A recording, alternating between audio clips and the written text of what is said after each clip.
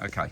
Well, I reckon today was all about crushing blows because, you finally summit Carry Eric, and I was like, that is it. We climbed out 30,000 metres or whatever it is. Then I start going down the descent, straight back up again, over and over again. And I finally got to the bottom of that descent, and I was like, well, at least we've got 50 k's of canal path. I'll grab a slice of carrot cake and get out of here. And then we go out, straight back up again, just crushing. And then, undernourished, and like 5-6 hours later, finally got to the finish line. So let's rewind, because that was funny about today. But tell me about your journey in particular, particularly as both of you not from this country. Joe, you've obviously spending a bit of time here.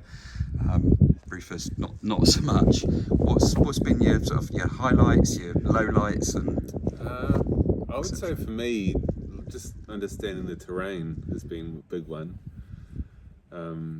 Like the pathways and roads and how they're just sort of really, really chundery.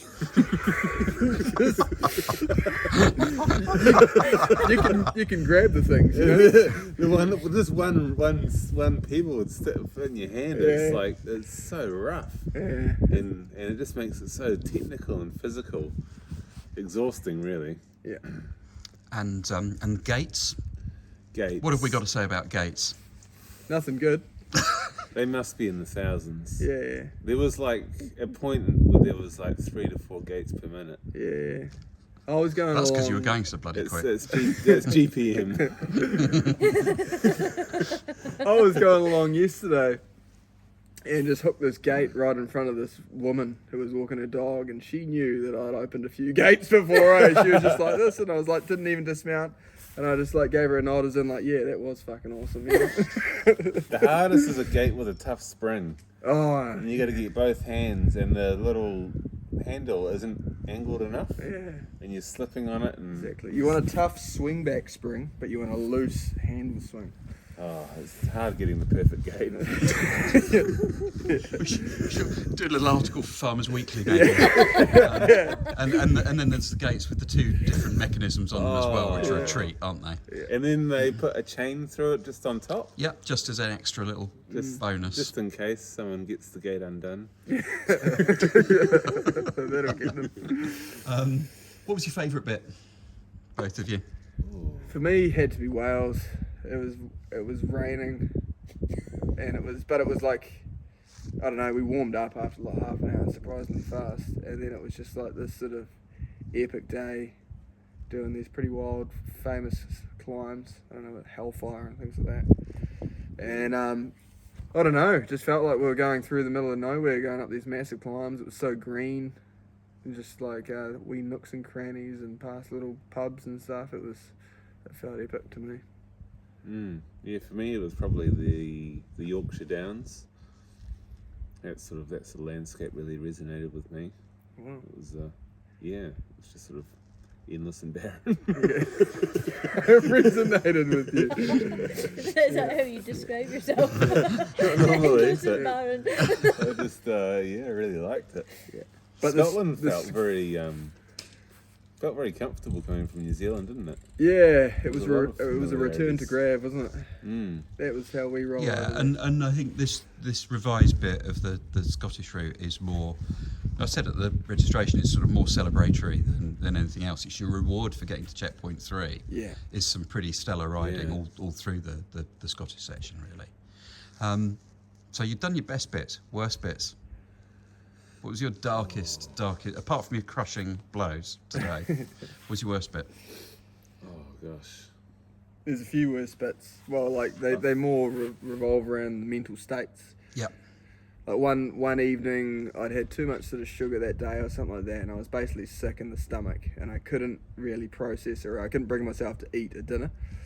And then we had a disturbed sleep due to a person basically... We were sleeping in a playground, and somebody ended up living beside the playground. And there was, Anyway, we couldn't make any noise. Yeah, we lost sleep. And It wasn't a good sleep. and then so the next morning we woke up, same agenda, 4 a.m. Boom, let's go, let's start pedaling. And I was doing the usual thing with basically the first hour, I'm basically asleep on my handlebars. But then it had been about 3 or 4 hours, and it still, my head wasn't picking up, and I felt absolutely terrible. And I looked at Rufus, I was like, I am tempted to ask for a 20-minute snooze here because I am just at rock bottom and I'm not getting any better. And it was just a full-on downfall. Talking about, what I really wanted to do was just get an Airbnb, sleep for just 5-6 hours, regain control, and then go from there. Rufus managed to coerce his way. I don't know how he did it, but he basically said, "It's all good." And we can just slow down, and we don't need to be going that fast, blah blah blah. Anyway, so he got me to the next township where I was able to eat, and then all of a sudden it was like, let's go. Yeah, I'd say the hardest part is managing your own highs and lows, and the further it goes on, the bigger they get. And it's you sort of just gotta know that if you're in a trough, you'll come out of it into a high pretty soon, and if you're in a high, you'll do a trough pretty soon. Yeah, but it's hard to identify your own troughs and highs because, when we were, I think each other we could see, oh yeah, you're in a trough, and then they'd be telling you you're in a trough. You'd be telling me, and I was like, well, this is not a trough, though. He doesn't understand, because when you're in a trough, you don't think it's a trough. You think it's like a trough. Yeah. That's the hardest thing about a trough. If you knew you were in a trough, it wouldn't be a trough. Yeah, exactly. That's the worst thing about a trough. And when somebody's telling you, it makes it worse.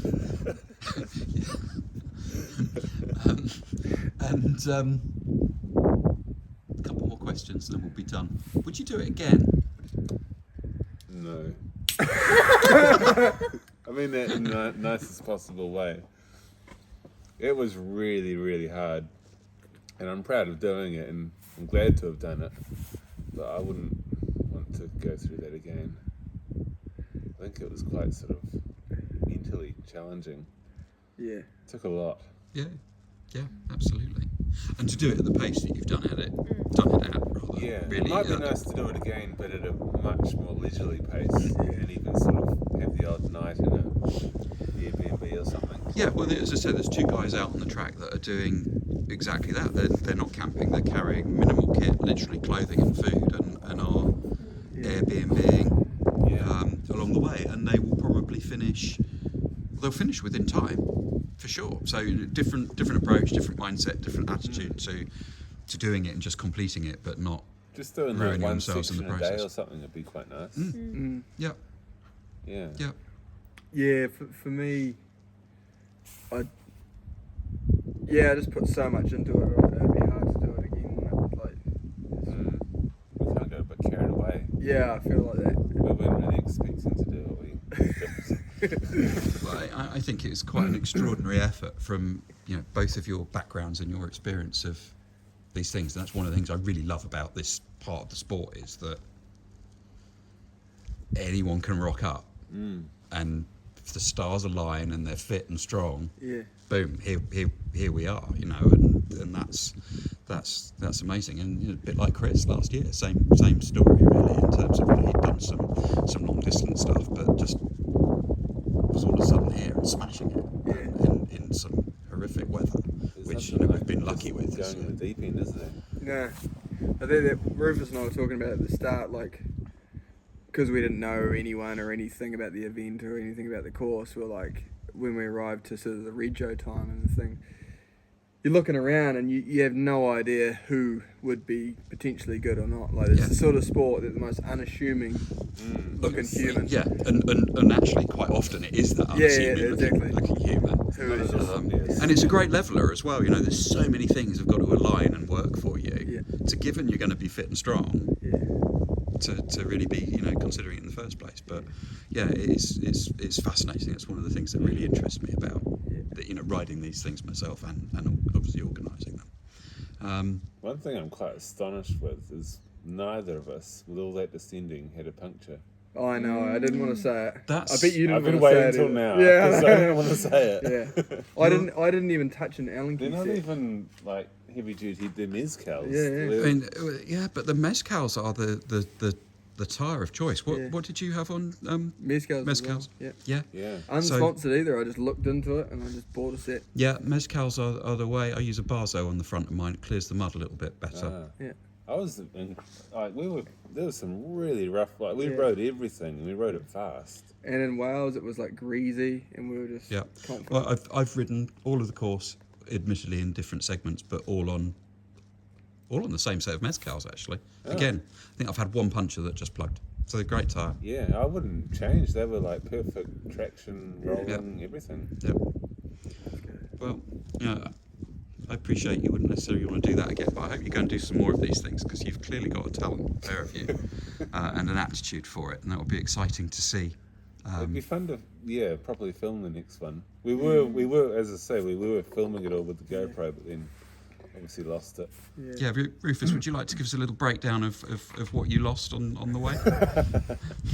A full list. Yeah, please. Maybe just dig out your gear list from the start and just show them that. The whole lot. Yeah, this is what I lost. I lost my hat, which was recovered.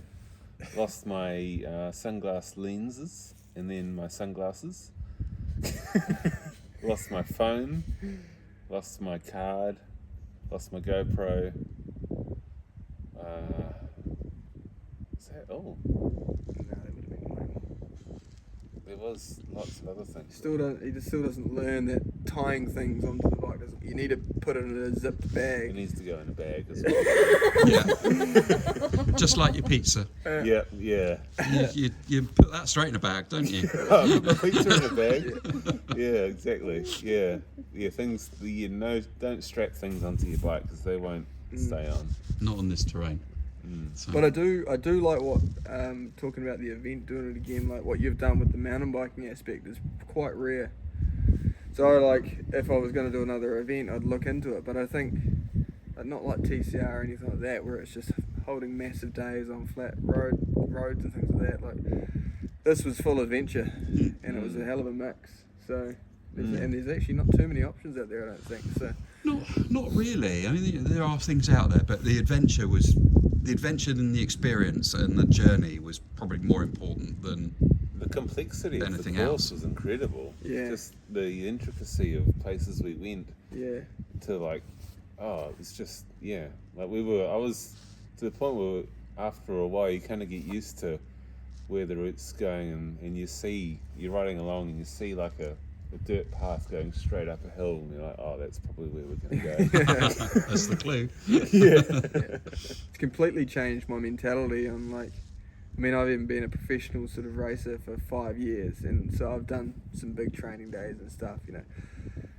And you'd go out on a road bike and you'd do 3,000 meters climbing, you'd be like, that was huge, you know. And you'd be like, that was huge, feet up in the fire, you know, get Netflix out, I've had a massive day. After this, my mentality is completely, like we're out there with 25 kilo bikes, probably doing 4,000 or 5,000 meters on certain days, I'd imagine.